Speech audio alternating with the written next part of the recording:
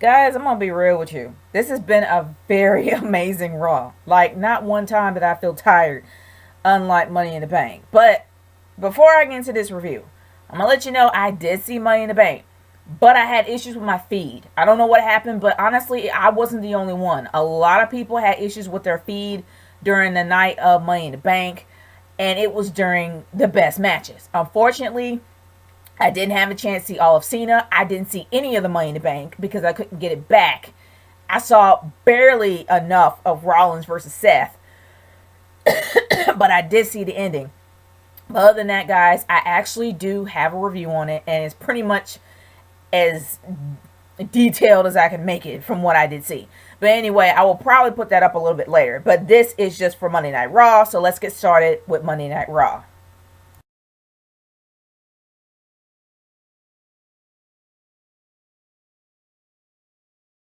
Y'all, we've had some surprises for this Monday Night Raw. Well, not really so many surprises, but I'm not going to lie. They were on fire. The fact that we have Dean Ambrose as our champion, the one guy that we want to see as champion since WrestleMania 32, well, actually, since the road to WrestleMania 32, we've been wanting to see this guy to be champ for a while.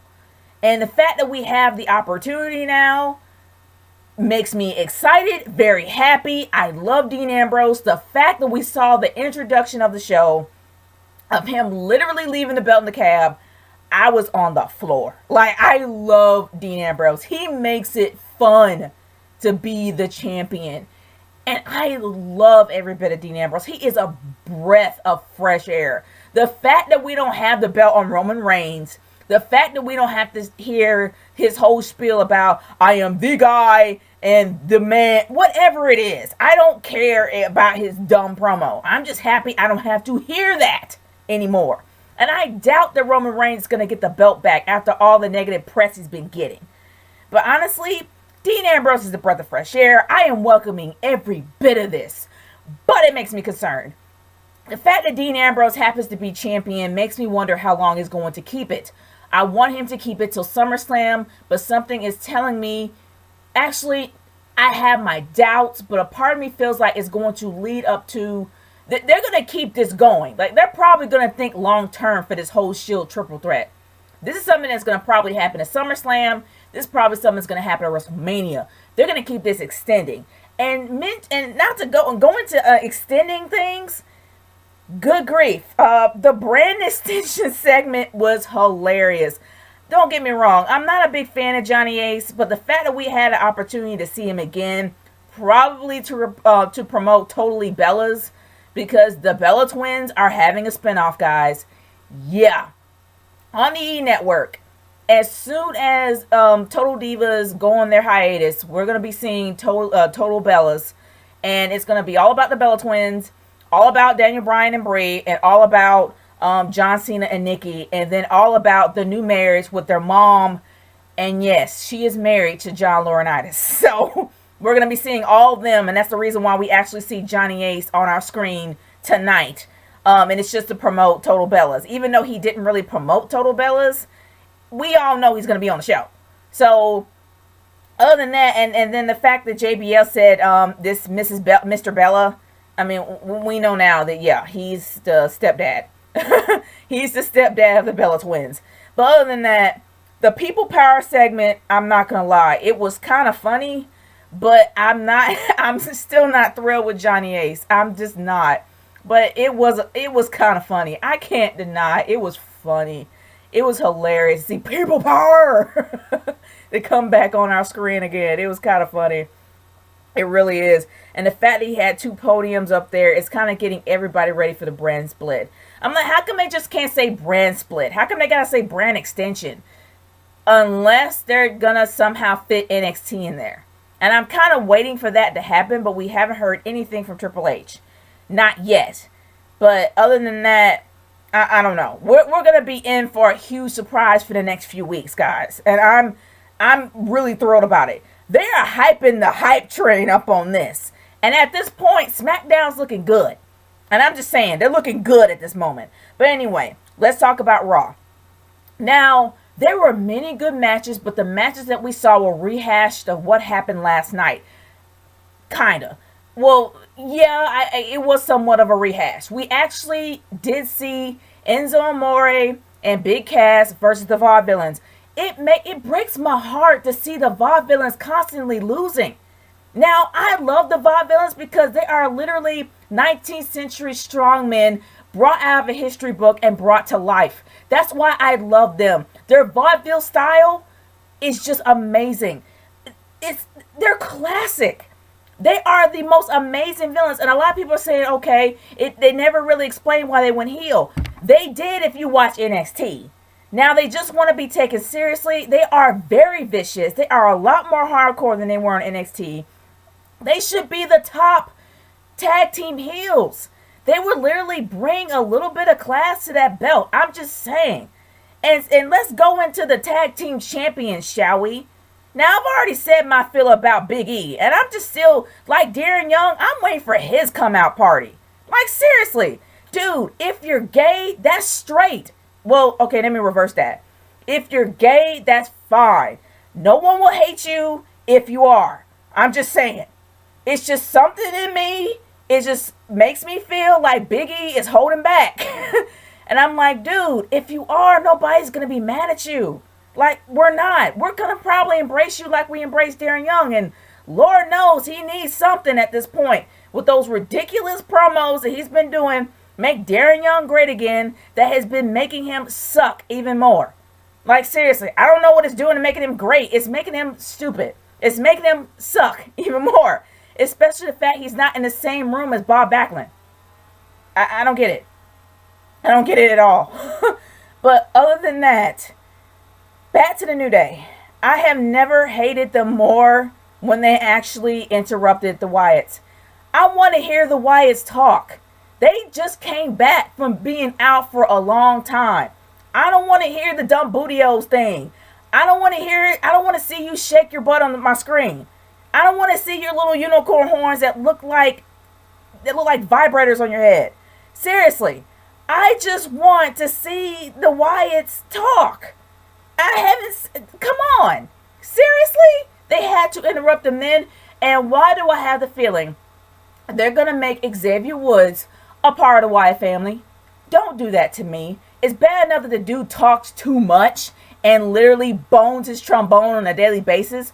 I don't want to see this guy a part of the Wyatt family. They made that mistake with Daniel Bryan. You make an even bigger mistake by putting the mouthpiece of the, no pun intended, but making literally the mouth of the group being a part of the New Day, being a part of the Wyatt family when we already have a mouthpiece. Seriously, don't do this. Don't do this to me. I would love to see those guys break up. I have never been more disappointed to see them have the tag team titles because that means they're still together. I want them to break apart. I want them dismantled.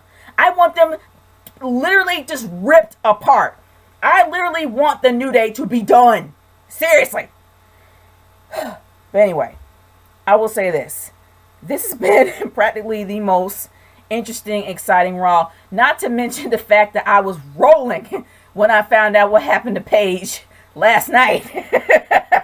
And I know I shouldn't be laughing, but the fact that we literally found out that Paige went to jail and then got handcuffed, put in the back of an ambulance, and then all of a sudden she's on she's on Raw for a women's title shot. Like, how can a chick that just went to jail last night come out and get a title shot? I mean, what? And from what I'm hearing, it's something for Total Divas, which makes me want to watch that episode. The fact that this chick literally went in handcuffs in the back of an ambulance, which makes no sense, to literally get a title shot the following night. I was thinking, I was talking to my homies about this, and I'm like, I wonder if Del Rio bailed her out. It shouldn't be funny. It really shouldn't be funny. But I've always wondered if Del Rio literally bailed her out of jail. And I'm like, that makes him like the new Bonnie and Clyde. I'm just saying, that makes him the new Bonnie and Clyde. I was just rolling when I found out about that. Seriously. But anyway, the match between Charlotte and Paige was good. It was really good. It got a bit sloppy, towards the end. And it was mostly on Paige's end. I don't know what was going on. It's like Paige couldn't really stay on her feet. But the one thing that makes me sad about this is that Paige finally had a chance to get her title shot, only to be outshined by Sasha Banks. Don't get me wrong. I love me some Sasha Banks. The fact that the boss is back made me so happy. I don't think I have ever been happy like that in my life.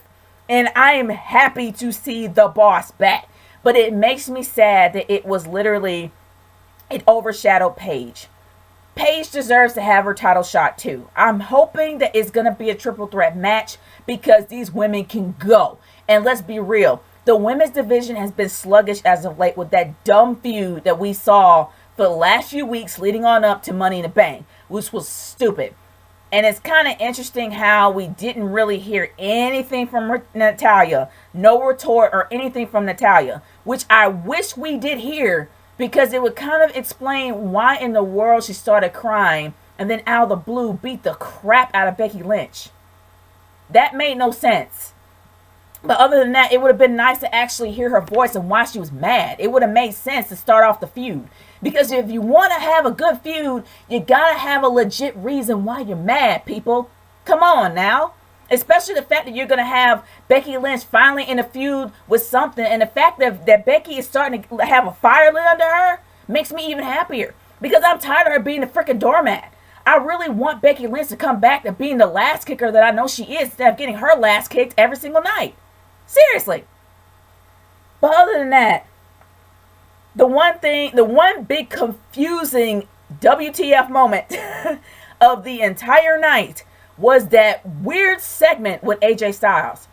I could not understand, let alone piece together what was going on. Like, I really did not know whether or not AJ Styles was a heel or a face or a between. I don't know. But it seems like that he went back to being a heel. But the messed up thing about it is AJ Styles could not save that segment to save his life. That segment was going downhill as soon as they brought out Anderson and Gallows. It was terrible. But then here's the interesting thing. For y'all that hate Cena, Cena saved the segment. Cena literally lit the fire underneath AJ Styles. Even though AJ Styles didn't have a decent retort, he sounded like a complete idiot the entire night. He sounded like I don't know what was going on with him. Like, seriously. I don't know what was going on with AJ Styles, but the one thing that I do know is that John Cena did save the segment. That dude can talk. You can say anything you want about John Cena, but the man can speak. He saved the segment for AJ Styles.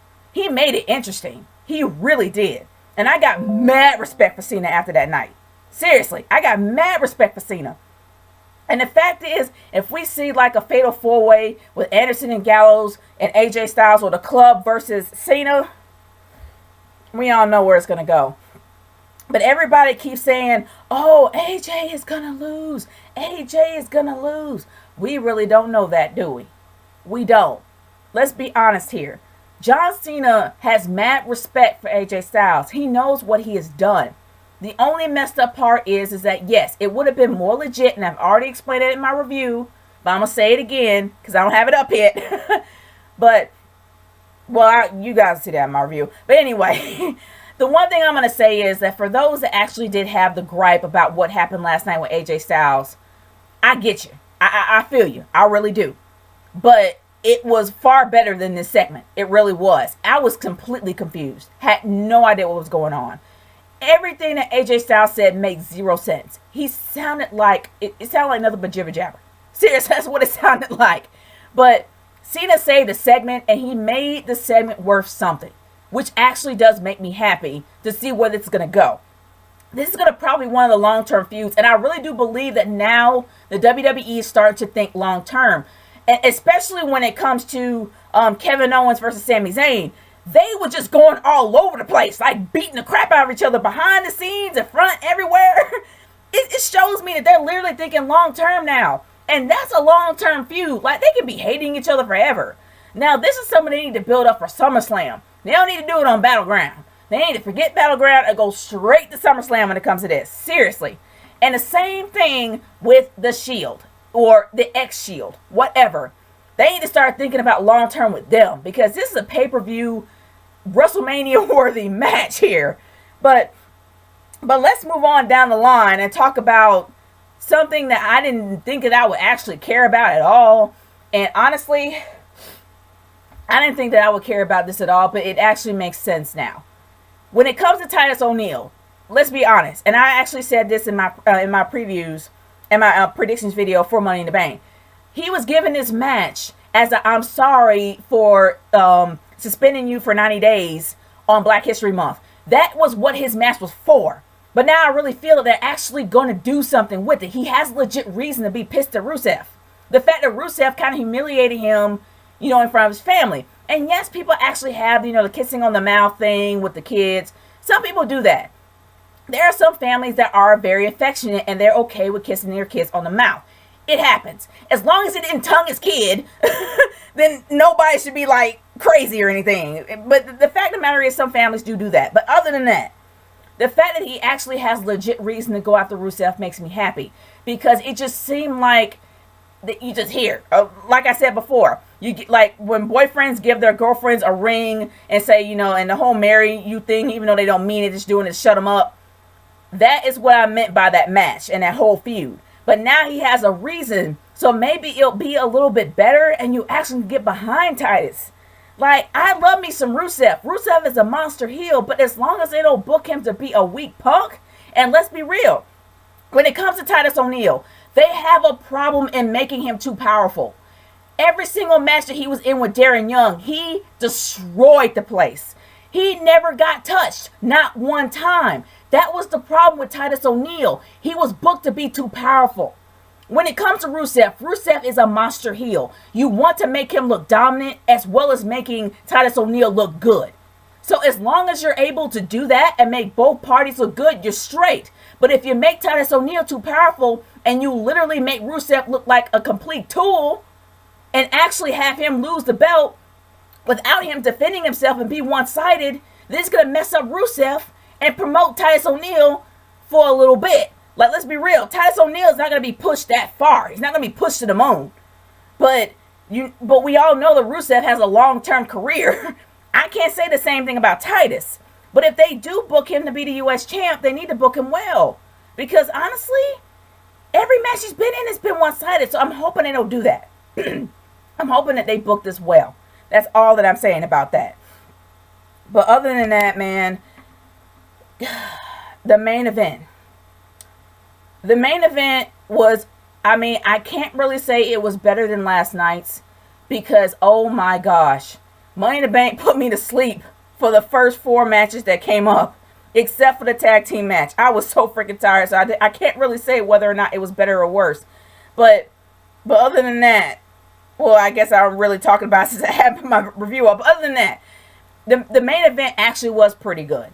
It was actually really good. I can kind of predict the fact they were going to do a triple threat. I think they're doing it way too early. But I think what they're doing is they're promoting their secondary pay-per-views. Because from what I'm hearing, they're going to have 2 pay-per-views a month with each brand. One for Raw and one for SmackDown. Each month to get you to watch. I don't know whether or not that's going to work. But that's how it's going to be in July for July 19th. And they were promoting the crap out of this brand split. So I don't know, man. I still think that Battlegrounds, having them on Battlegrounds is going to be a mistake. I really feel like it's going to be. I really feel like they should wait till SummerSlam. But other than that, I knew that was going to happen. But like I said, my concern is the fact that they're going to actually have Dean Ambrose lose to Seth Rollins way too early. And I'm hoping they don't. I really don't. I love me some Dean. Dean has made the belt refreshing. Unlike The Miz, is just holding on to the IC Championship like it's a toy and not out defending it, which is ridiculous. It really, really is. Can we at least not have him have the title on him? I'm just saying, it's making the title seem worthless. It just is. That's how I'm feeling. He's not even defending it. And speaking of matches, where the heck was Sheamus and Apollo Crews? We end up seeing Baron Corbin. We saw Baron Corbin in the match. Yeah, I know we saw no Dolph Ziggler. That's okay. But the fact that we saw Baron Corbin in the match, how come we didn't see Sheamus? How come we didn't see Apollo Crews? And if we did see them, I missed them. Shoot, I don't know. I mean, they did have a match last night. I don't know. I'm just saying. But other than that, guys, I'm going to say this. This Raw was on fire. It really was. And I guess it could probably tell you that Shane is way better than Stephanie when it comes to booking. I'm just saying. Stephanie can have some good points, some good moments of good booking, but it's rare. And it's mostly promoting her. So it shows that Shane is far better than Stephanie could ever be. But I'm honestly seeing if they are smart, they would actually have Shane run SmackDown. Because if they need to promote SmackDown and bring SmackDown up, they need to have Shane there. And they need to have Stephanie's little butt back on Raw and keep her there. And of course they need to keep Triple H on NXT because he's golden right now. But other than that, guys, I want to hear your thoughts about this Raw. Leave a comment in the comment section below. And I want to hear your thoughts about this Raw. Because other than that, I'm amazed of how great this Raw was. I really was. I'm really expecting nothing but great after now. At least I'm hoping it's going to get better. Because you know they always have a great Raw. And then the next week it sucks. But we don't really know. But I'm looking forward to having a great Raw next week. I want to hear y'all's thoughts on this. What was your best moment of the night? What was your WTF moment of the night? I want to hear y'all's thoughts on this.